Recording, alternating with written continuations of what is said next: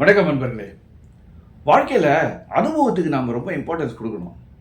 திறமைன்னு சொல்கிறோம், படிக்கிறதுனால மட்டும் திறமை வந்துடாது, அனுபவத்தினால தான் திறமை வரும். அனுபவத்தினால வரக்கூடிய திறமை தான் திறமானது. சமீபத்தில் ஒரு செய்தி படித்தேன். ஒரு ஃபேக்ட்ரினா ரொம்ப பெரிய ஃபேக்ட்ரிலாம் கிடையாது, ஒரு 35-40 பேர் வேலை பண்ணுறாங்க. இந்த இண்டஸ்ட்ரியல் கேஸ்கெட்ஸ்லாம் பண்ணுறாங்க. அந்த ஃபேக்ட்ரி அது. அந்த ஃபேக்ட்ரியில் தனியாக இன்ஜினியர்ஸ்லாம் கிடையாது.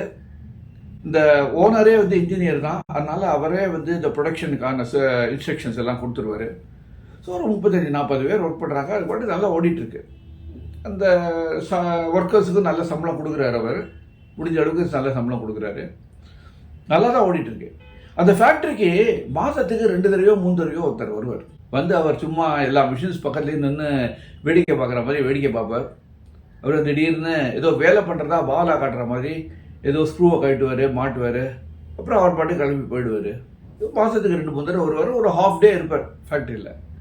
ஆனால் அவருக்கு இந்த ஓனர் மற்றவங்களுக்கு கொடுக்கறத விட ஒரு 4 மடங்கு 5 மடங்கு அதிகமாக சம்பளம் கொடுத்துட்டு இருக்காரு. இது மற்ற ஒர்க்கர்ஸ் எல்லாருக்குமே கொஞ்சம் இடரெல்லாம் இருந்தது. ஏன்னா அது நம்ம நாள் முழுக்க இங்கே உழைக்கிறோம், ஷிஃப்ட் பை ஷிஃப்ட் உழைக்கிறோம். ஆனால் நம்ம விட ஏதோ அரை நாள் வராரு, மாதத்துக்கு ஒரு 2-3 தடவை அரை நாள் வராரு. வந்துட்டு ஏதோ வேடிக்கை பார்க்குறாரு, ஏதோ 2 ஸ்க்ரூவை கட்டி பால் ஆக்கட்டுறாரு, போயிடுறாரு. அவருக்கு போய் இவ்வளோ சம்பளத்தை தூக்கி கொடுக்குறாரு நம்ம ஓனர் அப்படின்னு முதல்ல மனசில் நினச்சிக்கிறாங்க. அதுக்கப்புறம் ஒருத்தருக்கு ஒருத்தர் பேசிக்கிறாங்க. கடைசியில் பொறுக்க முடியாமல் அந்த ஓனர்கிட்டயே போயிடுறாங்க. ஓனர்கிட்டயே போய்ட்டு இது என்ன நியாயம் சொல்லுங்கள், நாங்கள் இவ்வளோ உழைக்கிறோம், ஆனால் எங்களை விட எப்போவோ வராரு அந்த மனுஷனுக்கு போய் இவ்வளோ சம்பளம் கொடுக்குறீங்களே, இது எந்த விதத்தில் நியாயம்னு கேட்குறாங்க.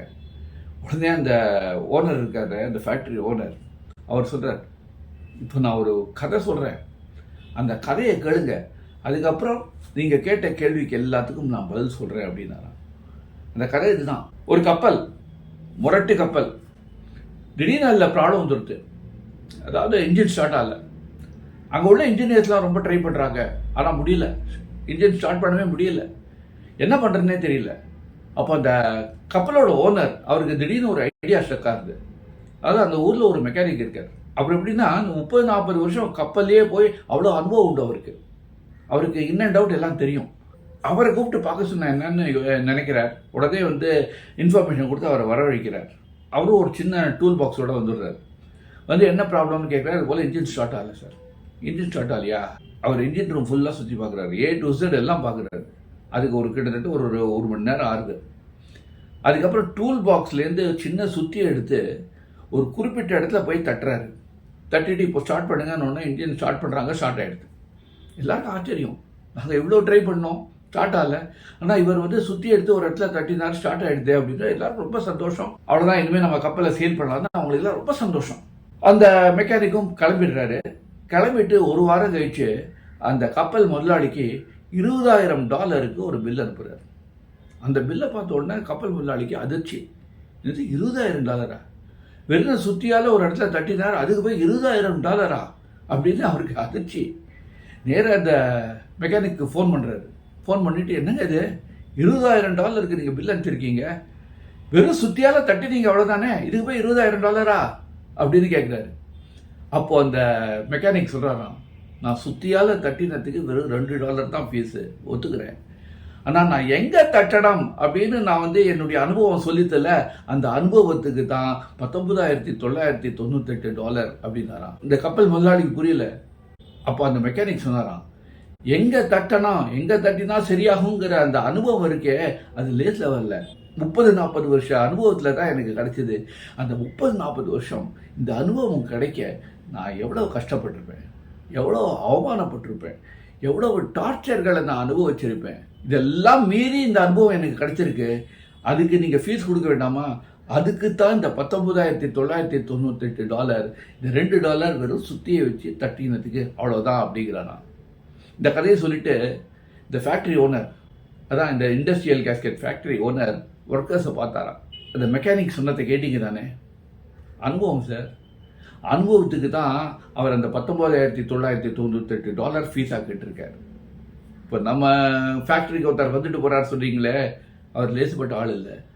அவருக்கு இந்த மிஷினரி, நம்ம மிஷினரிலாம் தெரியும் உங்களுக்கு, எல்லாம் பழைய மிஷினரிஸ், பழைய டைப் ஆஃப் மிஷினரிஸ். நம்ம அப்கிரேட் பண்ணலாம், ஆனால் அப்கிரேட் பண்ணுறதுக்கு இப்போ நம்மக்கிட்ட வசதி இல்லை. அதனால் இந்த பழைய மிஷினரிஸை வச்சு தான் நம்ம காலம் ஓட்டிகிட்டு இருக்கோம். இந்த பழைய மிஷினரிஸை பற்றி அந்த நம்ம வராரு, அவருக்கு அக்கு வேறு ஆணி வேறு எல்லாம் தெரியும். ஏன்னா அதில் அவ்வளோ வேலை பண்ணியிருக்காரு. அதனால தான் அவர் மாதத்துக்கு ஒரு 2 தடவை 3 தடவை வராருல, வந்து ஒவ்வொரு மிஷின் பக்கத்துலேயும் நின்று பார்க்குற அந்த சத்தத்தை வச்சு அந்த மிஷினில் ஏதாவது ப்ராப்ளம் இருக்கா, ப்ராப்ளம் வரலாமா, இதெல்லாம் அவரால் ஈஸியாக கணிக்க முடிஞ்சது. ஒவ்வொரு மிஷின் பக்கத்தையும் நிற்கிறாரு. சில மிஷின்களில் மட்டும் கொஞ்சம் நிறுத்துங்கன்னு அந்த ப்ரொடக்ஷனை ஸ்டாப் பண்ணி சில ஸ்க்ரூகளை கழட்டி சில வேலைகளை பார்த்துட்டு மறுபடியும் நீங்கள் ஸ்டார்ட் பண்ணுங்கன்னு சொல்கிறாரு. ஏன்னா அவருக்கு தெரியும் அந்த மிஷினில் ப்ராப்ளம் வரப்போகுதுன்னு. அந்த சத்தத்தை வச்சே அவர் கண்டுபிடிச்சிட்டார். இந்த வருமுன் காப்போம்னு சொல்லுவோம் இல்லையா, அதே மாதிரி தான் இந்த மிஷினில் ப்ராப்ளம் வரதுக்கு முன்னாடியே அதை கணித்து அவர் சரி பண்ணிட்டு போயிடுறாரு. அதனால தான் 24 மணி நேரமும் உங்களால் வந்து ப்ரொடக்ஷன் காட்ட முடியாது. 3 ஷிஃப்ட்டில் ப்ரொடக்ஷன் காட்டுறீங்கல்ல, அது எதனால? இவர் அந்த பண்ணின அந்த மெயின்டெனன்ஸ்னால தான். அந்த 24 மணி நேரமும் நீங்கள் ப்ரொடக்ஷன் காட்டுறதுனால தான் நம்ம வந்து அவுட்புட் டார்கெட்டை அச்சீவ் பண்ண முடியுது. அவுட்புட் டார்கெட்டை அச்சீவ் பண்ணுறதுனால தான் நம்ம சேல்ஸை நல்லா காட்ட முடியுது. சேல்ஸ் நல்லா காட்டுறதுனால தான் மாதம் மாதம் உங்களுக்கு நான் சம்பளம் ஒழுங்காக கொடுக்க முடியுது. அப்புறம் total turnover, yearly turnover அது அதிகரிக்கிறதுனால தான் ப்ராஃபிட் கொஞ்சம் அதிகமாகி உங்களுக்கு நான் அந்த போனஸ்னு ஒரு வார்த்தை உண்டே, அந்த போனஸும் கொடுக்க முடியுது. நீங்கள் ஒரு வார்த்தை சொல்லுங்கள், இது வேண்டாம் சொல்லுங்கள், அவரை வர வேண்டாம் சொல்லிடுறேன். அவர் வரலன்னா திடீர்னு மிஷினுக்கு ப்ராப்ளம் வரும். ஏன்னா இதெல்லாம் பழைய மிஷின், திடீர்னு ப்ராப்ளம் வரும். அப்படி ப்ராப்ளம் தான் நம்ம மெக்கானிக்கை கூப்பிடணும். மெக்கானிக்கை கூப்பிட்டு அவன் வந்து அதை சரி பண்ணுறதுக்கு 2 நாள் ஆகும். அந்த 2 நாளும் ப்ரொடக்ஷன் ஸ்டாப் ஆகும். ப்ரொடக்ஷன் ஸ்டாப் பண்ணால் நம்ம அவுட்புட் டார்கெட்டை அச்சீவ் பண்ண முடியாது. அதனால நம்ம சேல்ஸு குறையும். சேல்ஸு குறைஞ்சா நம்ம ப்ராஃபிட் குறையும். ப்ராஃபிட் குறைஞ்சா அவங்க போனஸ் குறையும். என்ன அவரை வர வேண்டாம் சொல்லிடலாமான்னு அப்போ தான் அந்த ஒர்க்கர்ஸுக்கு புரியுது. இது இந்த அனுபவம் இது எவ்வளோ முக்கியம் அப்படிங்கிறது அவங்களுக்கு புரிகிறது. அவங்களுக்கு மட்டும் இல்லைங்க, நம்ம வாழ்க்கையிலேயே நிறைய அனுபவத்தர்களை நம்ம கண்டுக்காமே விட்டுடுறோம்.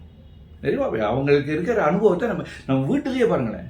வீட்டில் அப்பா நான் அந்த காலத்தில் அது போல் பண்ணினேன்னு சொன்னான்னா என்ன பண்ணுறோம், அப்பா சும்மா பழங்கதை பேசாதேன்னு சொல்லிட்டு உட்கார வச்சுடுறோம். ஆனால் உண்மையிலேயே அவருடைய அனுபவம் அதை கேட்டோன்னா நம்ம வாழ்க்கையில் நமக்கு நிச்சயமாக எதிர்காலத்தில் யூஸ்ஃபுல்லாக தான் இருக்கும்.